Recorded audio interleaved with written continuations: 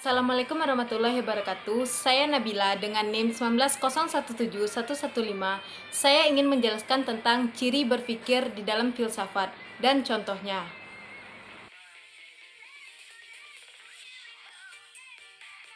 Ciri berpikir filsafat yang pertama ada konsepsional, yang kedua ada rasional, yang ketiga ada koheren, yang keempat ada komprehensif, yang kelima ada suatu pandangan dunia, yang keenam ada secara bebas. Berikut penjelasannya. Ciri berpikir filsafat secara konsepsional, yaitu berpikir filsafat mengurai persoalan sampai ke akarnya, yang dilakukan dengan cara bertanya terus-menerus hingga mendapat suatu jawaban yang lebih hakiki, yang menghubungkan suatu konsep atau gagasan yang benar.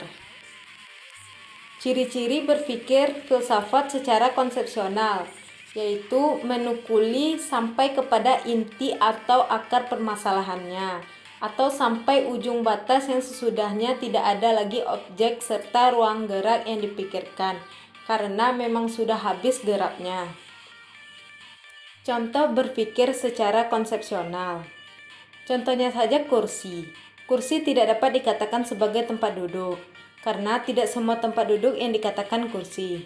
Kita harus mengkaji lebih dalam lagi apa itu kursi. Harus diperbarui apa definisinya, dan cari kelemahannya. Ditemukan persoalannya, lalu dihancurkan definisi itu, dan muncul definisi perbaikan terus-menerus. Itulah yang disebut dengan berpikir radikal atau berpikir sampai ke akar-akarnya.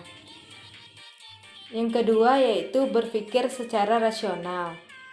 Pemikiran kefilsafatan berusaha menyusun bagan konsepsional yang rasional, yaitu bagan yang bagiannya berhubungan satu dengan yang lainnya secara logis. Contoh berpikir secara rasional, yaitu seseorang yang harus berpikir secara sistematis dan menggunakan data penelitian yang sudah teruji. Perokok mengatakan bahwa rokok itu tidak ngaruh dengan kematian, karena dia melihat kakeknya yang perokok berat sudah berusia 90 tahun tetapi belum meninggal. Berpikir secara rasional tidak bisa melihat hanya satu orang saja. Berpikir secara rasional harus dikaji lebih dalam dari ilmuwan, dari data-data yang sudah teruji baru dapat disimpulkan. Yang ketiga yaitu berpikir secara koheren. Berpikir secara koheren yaitu berpikir secara runtut, tidak melompat-lompat. Contohnya yaitu seperti membuat makalah karya ilmiah. Kita tidak bisa membuat karya ilmiah dari pembahasan terlebih dahulu, tanpa adanya pendahuluan. Tidak mengandung kontradiksi artinya tidak mengandung pertentangan antara dua hal yang dipikirkan. Karena dua hal tersebut tidak dapat sama-sama benar pada waktu yang sama dan dalam pengertian yang sama. Misalnya, kita memikirkan tentang bumi. Si A mengatakan bahwa bumi itu bulat, sedangkan si B mengatakan bumi itu datar. Entah siapa dan mereka yang benar. Yang jelas, kalau ternyata A benar, berarti B salah. Sebaliknya, hanya ada dua kemungkinan dan tidak mungkin kedua-duanya sama-sama benar, sehingga kemudian tidak akan dipertentangkan. Yang keempat yaitu komprehensif. Berpikir filsafat secara komprehensif artinya mencakup atau menyeluruh. Berpikir secara kefilsafatan merupakan usaha untuk menjelaskan alam semesta secara keseluruhan. Berpikir secara menyeluruh artinya melihat objek tidak hanya dari satu sisi sudut pandang, melainkan secara multidimensional. Maksudnya banyak dengan pola berpikir dan bertindak.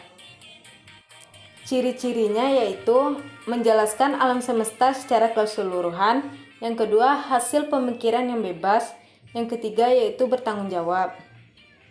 Contohnya yaitu kita mencari hakikat kursi itu tentu dilihat dari depan, belakang, samping kanan, samping kiri, dan dari sudut yang lainnya, dari kacamata yang lain. Seluruh kacamata yang mendefinisikan apa itu kursi itu dipakai.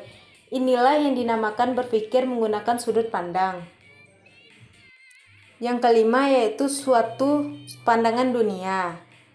Berpikir secara suatu pandangan dunia, filsafat berusaha memahami segenap kenyataan dengan jelas, menyusun suatu pandangan dunia yang memberikan ketentangan tentang dunia dan semua hal yang ada di dalamnya.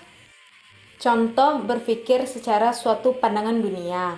Seseorang filsuf yang mengkaji manusia seperti apa itu manusia, bagaimana manusia dengan manusia, bagaimana manusia dengan di luar dirinya, bagaimana hubungan manusia dengan alam semesta, apa yang harus dilakukan manusia dengan kekuatan di luar dirinya, bagaimana hubungan manusia dengan alam semesta, apa yang dilakukan manusia dengan kekuatan-kekuatan di luar dirinya. Itu dinamakan filsafat dalam satu pandangan dunia. Berpikir filsafat secara bebas, yaitu berpikir filsafat secara bebas artinya sampai batas-batas yang luas. Pemikiran filsafat boleh dikatakan merupakan hasil pemikiran yang bebas, bebas dari prasangka-prasangka sosial, historis, kultural, ataupun religius.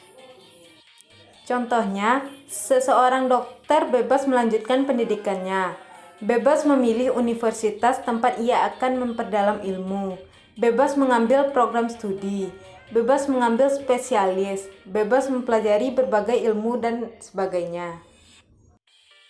Baiklah, penjelasan saya mengenai ciri berpikir filsafat.